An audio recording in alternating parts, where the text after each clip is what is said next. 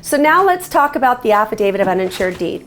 Let's say there were 5 people who are on title together, and over the last few years, 2 of them have transferred off. You are now going on a listing presentation and you meet with the 3 remaining parties. You go into escrow, we run a prelim. The prelim shows the other 2 parties that were on title before. We show that we need documentation from them. Why? Because they were on title, you guessed it, within the last 10 years. So we need a statement of information from those individuals who've already deeded off. When someone deeds off title, their problems don't follow them. Their liens do not follow them. The liens stay on the property. So we will need not only a statement of information from those people who deeded off, title's also going to require a form called an affidavit of uninsured deed or a confirmation of conveyance. And it is a form that simply says, let's say it was me, I, Christy Rye, did hereby record this document, this grant deed or quitclaim deed, that I'm expecting no monetary consideration from the sale of this property. I have no interest in this property. I was not coerced.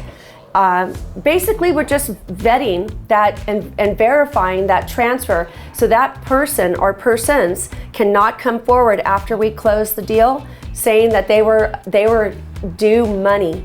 When they deeded off, they said, hey, I'm going to transfer off the title now because I want to buy another property and this is prohibiting me from qualifying for a loan. I'm going to deed off, but when you go to refi or sell, make sure I get my share of my equity. And that happens. So oftentimes we get kind of hung up on these forms, but it doesn't have to be that way if you have the conversation up front with your clients. So if you ever have a question, you guys, feel free to call me. My cell is 714-496-3678.